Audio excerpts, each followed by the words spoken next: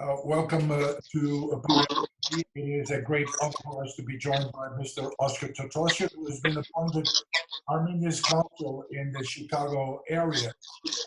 Mr. Oscar Tatosian is a successful businessman. He is considered to be the leader of the American Armenian community, and his dedication and service to the Armenian Church has been truly exemplary, and he served as the diocesan council chairman for quite a few years. Oscar, thank you very much for joining us. Our idea is to connect with leaders of the community and to check out how they're doing, what are their thoughts about the grave situation we're all in. So let me ask you, how are you handling the situation and what are your thoughts? Vartan, thank you for your question and this opportunity to reach to the community.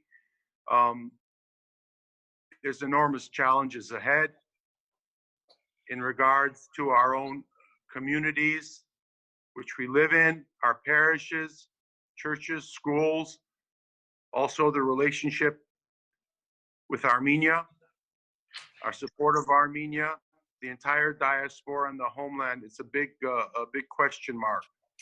And while there are a lot of challenges, we have to look for opportunities also. But there's a lot of concerns. This is truly an awful time.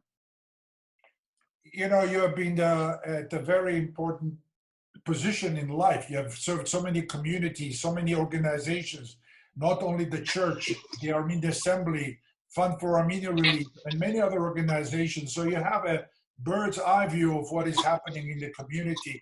How do you assess what is being done, and what are your thoughts about the organization within the community? You know, at the largest level, at the macro level, the strength of the Armenian world, the strength of our communities, of our individuals, are rooted in the values and the tradition, our history, but that is exemplified, that is played out with our relationships to one another. Armenians are global citizens, global connection. Wherever we go, we create a new Armenia, famous Saroyan. And that's my concern. That's the risk, that our connections and our relationships to one another are going to be distanced, and the walls are going to come up, and we're going to lose our momentum. So that is the foremost concern, and that'll be expressed through fewer activities.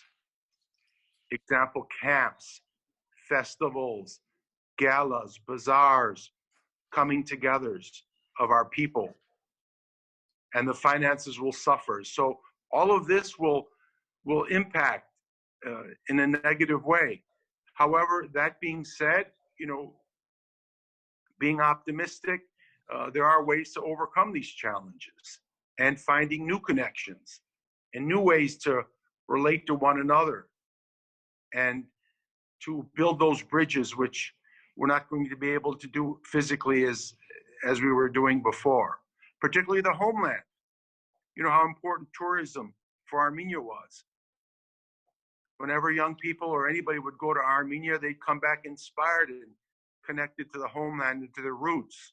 No matter how involved they were here, they would go there and get more involved. And all of that is a question mark also. So there are real concerns, but we have to find ways. You know, you speak about losing momentum. You also speak about great concern within the diaspora, and also you were expressing concern about Armenia. Armenia has been a very important part of your life as a consul. You were appointed in 2017. We have 3 consuls, just very quickly. In 2014, there was one in Fresno, the other one in 2015 in Las Vegas, and you were the 3rd consul. And for many years, you did promote tourism, and tourism blossomed in Armenia. I know tourism has been suffering throughout the world, and Armenia too, and it's a very important economy. There is another area we're very concerned with, and tell me how that is doing. The wine industry. You were trying to promote Armenian wine in the United States. How is that going? We're trying to promote Armenian wines and spirits, our brandy, our cognac, but also the food products. And that is going well. And that's the area, we will focus on and we will continue. And this is a sort of a phrase that we've adopted and we hold on to and we want to share. Our relationship with Armenia is from aid to trade.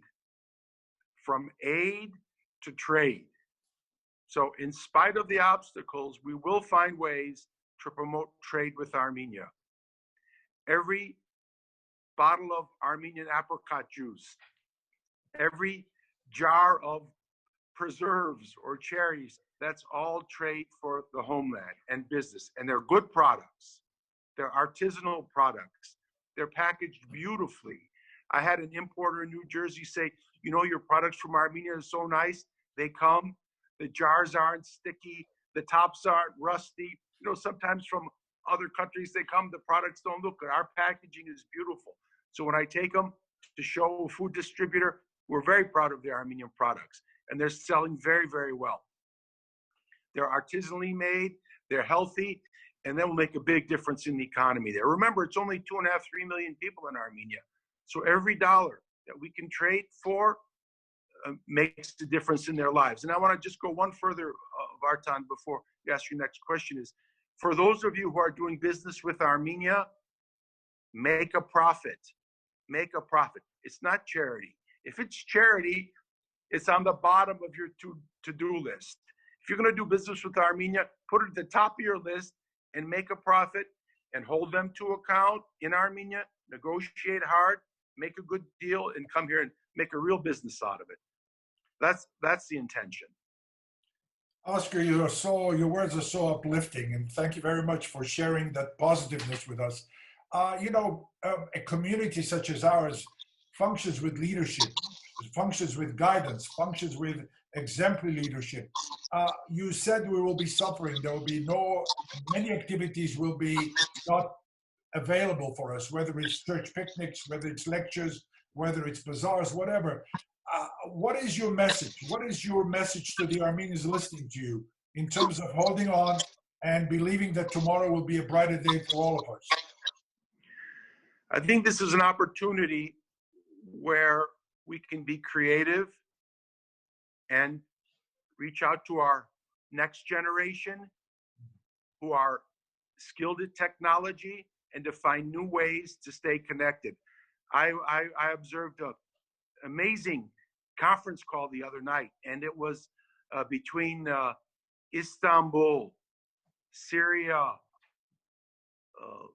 London. There were Armenians from all over the world on this conference call, and that's an example of how we can all stay connected. And that's the message. Stay connected. Let's use technology and find ways to hold together during this trying time. It's a critical time. Things are going to be different. We were on a good momentum, as I said earlier, but we are survivors, but we have to survive and we have to thrive. Not just survive, we have to thrive and get out of this hard period and look for opportunities. I know it's depressing now, it's painful for all of us, myself included, not only in the Armenian role, but in my business and life.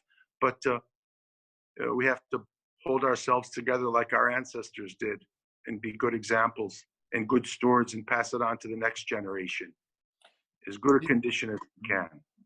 The other day I was walking by a church and it said, worship has changed, but has not ended. That was interesting. It has changed. We are changing. Everything we're doing is to be changed. And I think we have to show flexibility.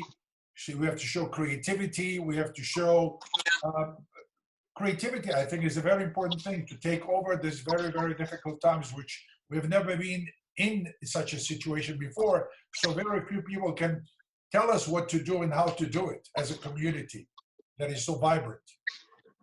And in the sense of community too, this virus, this illness, of course, nobody wants to get sick. But the other part of it is you don't want to pass along the germs towards other people. It's so contagious. Absolutely. So out of that message is we have to take care of each other. We have to take care that we don't hurt others. And that's part of community life too. We have to support others and not tear them down. It's good to be critical, but sometimes maybe we're too critical. So this is the time to reevaluate how we operate, our language, our spirit, our enthusiasm, so that other Armenian person or any human being, lift them up and not be a jerk, so to speak, or be so critical, but be supportive. Now's the time for it. We don't have it's the time. Mr. Oscar Tatosian, it's really, really been a pleasure talking to you. Anything else in closing?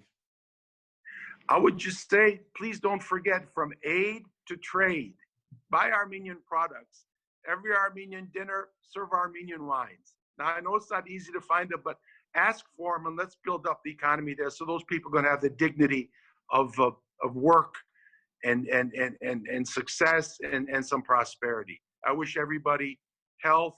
I pray for everyone. I've never prayed so much in my life. It's a crazy time, very tough time, but Asfad Zmedzeyev Bidi Hachoring. Yeah, Bidi Hachoring, Bidi Gardeng Nora Sholus. Thank you very much, Oscar. Have Amen. a good day. Amen. And be safe. Thank you. Bye-bye. Bye-bye.